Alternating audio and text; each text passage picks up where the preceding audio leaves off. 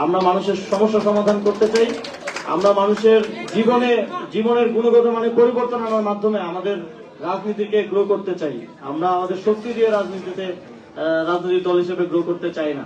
সেটাই হবে আসল পরিবর্তন। এবং আমরা ইতিমধ্যেই আপনারা দেখেছেন যে ঢাকা মহানগর দক্ষিণে আমি বলেছি যে আমরা ময়লার বিল মওকুফ করে দিব। অনেকে প্রশ্ন করেছে, অনেকে বটটে এসে কমেন্ট করেছে যে ময়লার বিল কি আমি দিব না আমার বাপ দিবে, এরকম।